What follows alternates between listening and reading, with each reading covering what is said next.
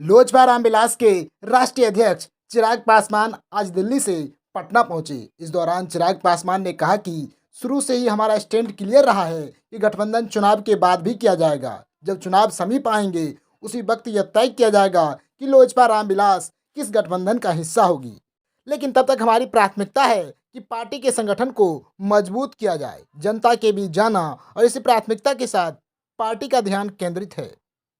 वहीं सूरजभान सिंह को लेकर चिराग पासवान ने कहा कि वह अभी जहां पर हैं वहां की चिंता करे, जिनके साथ वह हैं, जिनके साथ मिलकर वह उन्होंने परिवार और पार्टी को तोड़ने का षड्यंत्र रचा, उनकी चिंता वहां के लिए होनी चाहिए। मेरी चिंता करने के लिए पार्टी और पार्टी के तमाम कार्यकर्ता हैं। हम लोग उस दौर से बहुत आगे निकल चुके हैं। वहीं पशुपति पारस के बयान पर प्रतिक्रिया देते हुए चिराग पासवान ने कहा कि अफसोस इस बात की है, उन्होंने कभी भी अपना माना ही नहीं।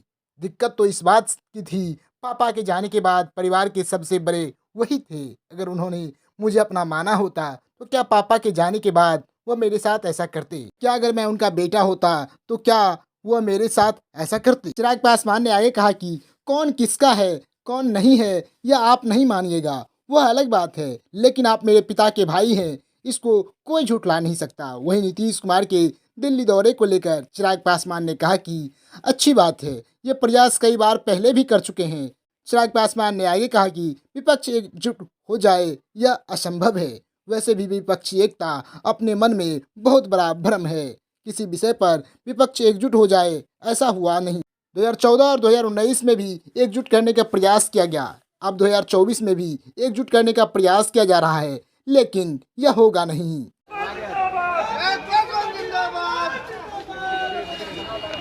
महागठबंधन से आपको ऑफर आ रहा है, लगातार महागठबंधन से आपको ऑफर मिल रहा है कि चिराग पासवान हमारे साथ आ जाए। भाई इस बात में शुरू से हमारा स्टैंड क्लियर रहा है कि गठबंधन चुनाव के वक्त ही तय किया जाएगा।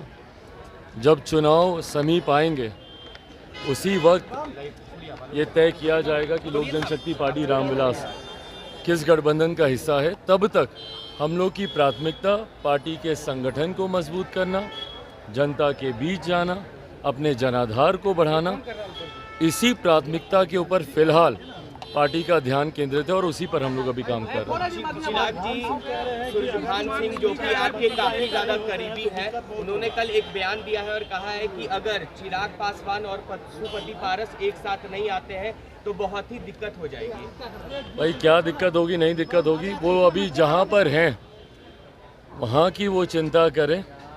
जिनके साथ वो हैं, जिनके साथ मिलकर उन्होंने परिवार पार्टी को तोड़ने का षड्यंत्र रचा, उनकी चिंता वहाँ के लिए होनी चाहिए। मेरी चिंता करने के लिए पार्टी के तमाम कार्यकर्ता हैं और हम लोग भाई उस दौर से अब बहुत आगे निकल चुके हैं। पर पशुपति पारस ने तो साफ कह दिया कि चिराग पासवान हमारे भतीजा नहीं है, हमारे खून नहीं है। भाई अफसोस इसी बात का है कि उन्होंने कभी मुझे अपना माना ही नहीं ना। दिक्कत तो इसी बात की थी। पापा के जाने के बाद परिवार के सबसे बड़े वही थे।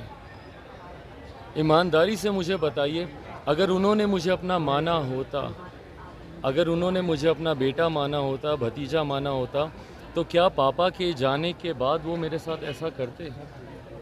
अगर मैं उनका अपना बेटा होता तो क्या वो ऐसा करते? भाई अगर कहीं पे कोई कठिनाई थी, बैठते ना, समझाते, बात करते। पर इस तरीके से, जिस तरीके से पार्टी को तोड़ा गया, परिवार को तोड़ा गया, दुख तो इसी बात का है कि उन्होंने कभी मुझे अपना माना ही नहीं। आज पापा के जाने के बाद जिन परिस्थितियों में उन्होंने मुझे धकेल दिया, अगर वो मुझे अपना मानते तो संभवतः शायद वो कभी ऐसा करते नहीं। बट बहरहाल अब इन सब चीज़ों से बहुत आगे मैं निकल चुका हूँ, मेरी पार्टी निकल चुकी है। पर बार बार इन्हीं बातों को कहते रहना, इसका कारण मेरी समझ के परे है कि क्यों इन्हीं बातों को बार बार दोहराया जाता है। भाई आप अपनी पार्टी के कार्यों में लगिए, आप अपने मंत्रालय के कार्यों में लगिए। बार बार मेरे नाम को लेकर मुझे इस तरीके से बेइज्जत करना, बार बार मेरे ऊपर इस तरीके की बातें करना, मैंने आज तक पिछले 2 सालों में आप देख लीजिए, ना मैंने उनके बारे में कभी कुछ कहा, ना कभी कुछ बोला, पर उन्होंने हमेशा समय समय पर रह रहकर जिस तरीके से मुझे अपमानित करने का, मेरे परिवार के बारे में बातें करने का। भाई आज की तारीख में एक बड़ी जिम्मेदारी है केंद्रीय मंत्री के तौर पर आपके पास, उन जिम्मेदारियों को आप निभाइए। एक सांसद के तौर पर आपके पास एक बड़ी जिम्मेदारी है, एक पार्टी के अध्यक्ष के तौर पर आपके पास एक बड़ी जिम्मेदारी है, पर बार बार मेरे बारे में बातें करना, मेरे परिवार के बारे में बोलना और ये कहना कि भाई हम खून नहीं है। कैसे खून नहीं है भाई? आप नहीं मानिए अलग बात है, आप नहीं मानिए अलग बात है, पर एक परिवार का हिस्सा होने के बाद ये कहना कि वो मेरा खून नहीं है, हमारे खून में फ़र्क है। भाई आप मेरे पिता के भाई हैं ना, उसको तो कोई नहीं झुठला सकता। आप मुझे अपना भतीजा माने नहीं माने, पर आप मेरे पिता आदरणीय रामविलास पासवान जी के भाई हैं और इस तरीके से कहना कि वो मेरा खून नहीं है, मैं उसे अपना भतीजा नहीं मानता, गलत है। पर ठीक है, उनकी सोच है। एक बार फिर से दिल्ली गए हैं और विपक्ष के तमाम बड़े नेताओं से मुलाकात भी करेंगे। करें, अच्छी बात है, अच्छी बात है। ये प्रयास वो कई बार पहले कर चुके हैं।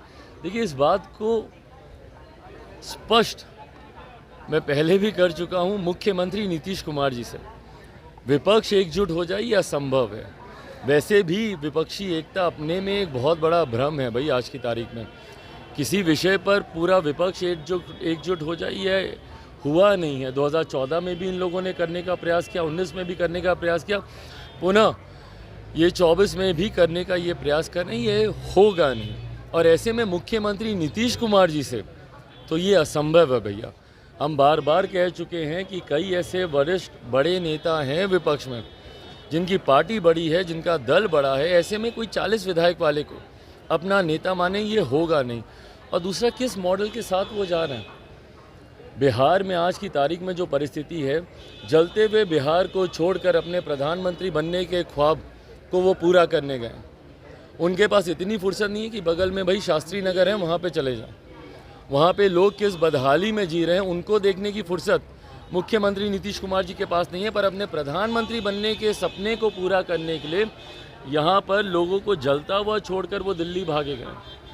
तो ये प्राथमिकता इनकी दर्शाती है, ये दर्शाता है कि मुख्यमंत्री नीतीश कुमार जी के सामने उनकी व्यक्तिगत महत्वाकांक्षाओं के अलावा बिहार या बिहारियों की उम्मीद पर खड़ा उतरना कोई मायने नहीं रखता।